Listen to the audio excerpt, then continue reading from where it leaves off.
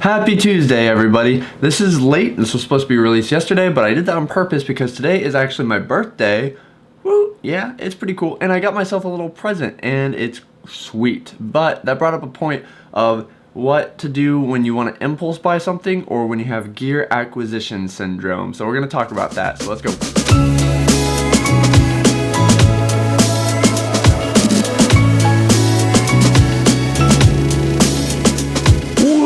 Oh, you're crooked. Okay, welcome back, everybody. Okay, so G.A.S, gear acquisition syndrome. A lot of us suffer from it, and it's really hard to combat. So what can we do about it? Oh yeah, for those who don't know, G.A.S or gear acquisition syndrome is basically, you're a little bit crooked there, aren't you? Gear acquisition syndrome is basically this materialistic thing in our mind where we just want more and more and more. Everybody has it, whether it's for a new TV, a new video game, a new car. For us creatives and filmmakers, it's mostly with new gear, new cameras, new mics, new stabilizers, new lights, anything like that. And it can be a really bad thing, but sometimes a good thing, and I'm going to talk about that now, so let's get into it. Okay, so G.A.S is pretty hard to deal with because it usually does one of two different things. It usually distracts your mind from what you really want to and need to be thinking about, and so instead of being creative and productive, you're thinking of the gear and thinking like, oh, that 4K 60 frames though, oh, that 10-bit color, oh, those smooth shots, that 3-axis gimbal though, I need the gear. Or the other thing it does is, you know, waste your money. Sometimes you buy the things that you really don't need, and you definitely could have used that money towards more productive things, or, you know, the budget for your next short film, or anything like that. So you waste your money. But you can use your G.A.S, which is kind of funny to say, but you can use it to your advantage and to be more productive and as a motivation tool. So we're going to talk about how to do that. So we're going to get into how to take advantage of your G.A.S, but also how to resist it if you need to. But before we do that, we need to figure out whether we need to resist it or give into it and use it as a tool. So how do we do that? First, you need to remove yourself from the situation as much as possible. And I know this is really hard because you just see yourself needing this thing. And it's true, but you need to take yourself away from that situation and see really how much you will actually use it in your production life. One good thing to do is look at your past production days, look at your past your shooting days, and see if there's any holes that could have been filled by the gear you want. For example, I had this really crappy, I forgot who made it, Newer? I think, yeah, Newer. Steadicam. They've upgraded it, but it's like really cheap. It's $100, and it was really limiting. I couldn't get the shots I wanted. It stuttered, so it wasn't the smoothest at all. There was vibrations, and it took forever to get the shots. So we wasted a lot of time, and I didn't get what I wanted. So what I ended up getting for my birthday was a Zhiyun Crane 2. Yeah, man. That thing is sick, by the way. I'm gonna make a video on it. But in my opinion, that was a justified purchase because it fits my style. It's what I almost always shoot with, was that Steadicam, and it was creating so many problems than fixing them. So I justified getting a Zhiyun Crane 2. An example of how it might not be justified is I have a DJI Phantom 3 4K, which is pretty good, and then I saw a $1,000, a pretty good deal, but a $1,000 kit with a ton of stuff for a DJI Inspire V2. So that would have been super cool, and I would have loved to do that, especially with Jeffrey, and fly the drone and get 6 shots, but I already have the DJI 3 4K. Do I really need the Inspire? Not really, especially since we don't really do many drone shots, especially for our business. So why would I spend $1,000 on a drone when I could spend that $1,000 on lighting that I would use with every production? In my opinion, that is like the main factor of whether you should give into G.A.S or not. There's obviously other contributing factors that are very important. For instance, if you have enough money. If you don't have enough money, I wouldn't do it. I mean, I feel like that should be obvious. But that's the main one. If you feel like you're gonna actually use it and it will help you, then I would say, you know, get it. There's nothing wrong with getting more gear to help you. And I'm gonna go into a little bit more detail in that in a second, but let's go into how to resist G.A.S first. So you looked at it objectively, and it pains you to say it, but you do not need that GH5 or that second A7S II, that's what I was thinking earlier, or, you know, the Zhiyun Crane. You don't need any of it, okay? So how do you resist G.A.S? This is really, really hard because you just want it so bad, but you're gonna have to like dive into your Simon Cade-ness and resist. So let's get into it. One of the main things I would say is you need to get it off the internet. So you can put it in your wish list on like Amazon or something, but don't put it in your cart don't keep looking at it, don't bookmark it, don't look at reviews on it. What you really have to do, honestly, is get it out of your mind completely. It's kind of like, it's so hard to resist sometimes that you really just can't look at it. And that's the easiest way to put it. There's a lot of hard things to resist in this world, and the best thing to do is to run away.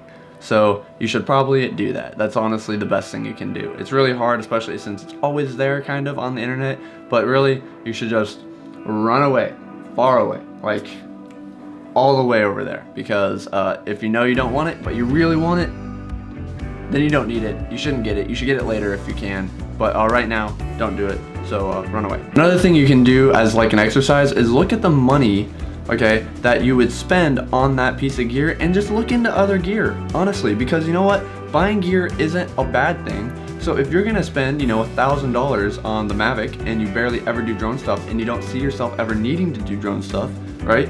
Then get that $1,000 and see what else you could put it into. Maybe a crane, maybe some aperture lights, maybe a new lens. You know, my friend Sean just got 85 1.2, I think, and that thing is sick. So maybe pour into that, or I think it's a little bit more expensive than $1,000. But anyway, look into where else you can put your money and see if you can get motivated that way. Almost distract yourself from your distraction, and then get something that would actually help you, and then get over your distraction early so you can get into more of your productive stuff. If that makes any sense, I hope it did. And as a last ditch effort, not really a last ditch effort, but oh, that was contradicting. Anyway, I would say just ask the people around you. Maybe not the people who are also obsessed with gear, maybe not filmmakers, but your family, your girlfriend or boyfriend, or your just significant other. They'll usually tell you if you're being stupid or not, because usually gear is crazy expensive. So if you probably just told a random person on the street, hey, I want to impulse this $1,000 piece of equipment that I don't really need, they're gonna be like, boy, you crazy. Ask those people and just have them tell you how stupid you're being. It helps me a lot. And even though sometimes I don't listen to them, it kind of sinks in over time. And if I keep it in my wish list, not in my cart, I'll just stare at it, and sometimes I'll forget about it. Actually, don't stare at it. Just look away. Like I said, run away, and you'll eventually forget about it within a couple weeks, maybe. So I would say really just resist, get some help, get a support group. You can do it. I believe in you, and run away from your temptations. Okay, that's enough of being boring and not buying what you really want. So let's go into buying what you want, right? And taking advantage and how you can really use it to be more productive and get some motivation for your creativeness and your business.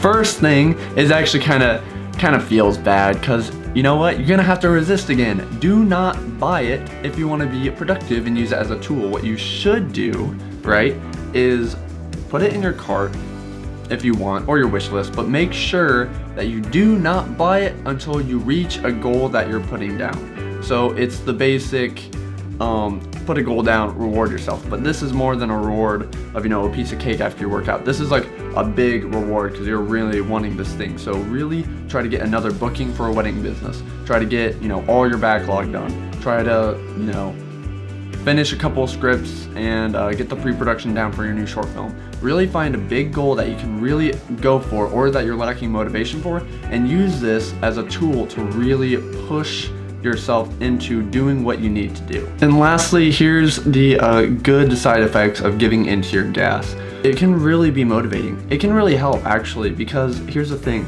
Sometimes you get down in the dumps about your work. Sometimes it's the same routine over and over and over, and you don't get to play with any new toys. And the thing is, yeah, you could go Simon Cade on this, and I agree with Simon Cade a ton, and I also admire what he's doing with his T3i, and I know he makes a lot of videos on it. But the thing is, getting new gear can, first of all, really push you forward in this world, especially business-wise, and I'll explain that in a second.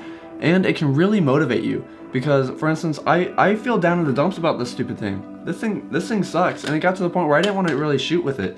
And the thing about that is, I like my style. I like it smooth, almost like David Fincher-ish. And how am I supposed to do that with a piece of crap equipment that slows me down, basically costs me money, and is just a piece of crap to work with, and I don't get what I want out of it? Well, now I have the Zhiyun Crane, and I've only had it for literally like 2 days, I think, or 1 day. And I've already been thinking of so many cool things I can do, so many things that really revive my creativity and really want me to go out and shoot some cool stuff. So if you can find the tool that does that to you, it's probably worth it to get it, because honestly, if you're down in the dumps, you can't find yourself getting your creativity or anything like that, gear can really help you. And whether that be shallow or bad, if it helps you, it helps you. Another thing with buying new gear, as I said, Simon Cade hasn't upgraded his camera. He still has his T3i. And like I said, very admirable, and he's right. You can get incredibly great stuff with the T3i, especially if you invest more in lights rather than, for instance, an A7S II. But here's one thing if you're thinking from a business perspective. When you get pushed up with gear, you can get pushed up with jobs. Now, obviously, if you get a red camera, you're not gonna instantly work in Hollywood and work on the big budget movies or get the good commercials, right? But it can still help you, honestly. So for instance, my T3i to my A7S II, I got a ton more jobs because when I was trying to get weddings, the people who are hiring me didn't want a T3i. They wanted a bigger and better camera. Even though I can get just as good looking stuff with the T3i, they don't care, and that's just the world we live in. If people need slow motion or people need 4K and they want to hire you and you don't have that, then they're not going to hire you. So if you need that stabilization and you don't have it, they're not going to hire you. And I'm talking about kind of low budget, because obviously higher budget, they'll just rent the camera for you, right? But I'm not talking about that. I'm talking about weddings, I'm talking about lower commercials and social media content and stuff like that, where they hire you because you also have the equipment and that you can use it. They don't have tens of thousands of dollars to buy or rent stuff for you. So if you don't have it, they're not going to hire you, and you want to get hired. So having that gear isn't a bad thing. Anyway, that's it for today, guys. So just for a recap, if you want to figure out if you really need the gear, figure out if you're really going to use it, and if you've seen a hole that gear can fill up while you're producing content. If you need to resist, run away, get away as much as possible, and do not look at it. And if you are going to fall into it, or if you are going to give in, make sure you use it to be more productive and give yourself motivation and really excel in your craft and in your business.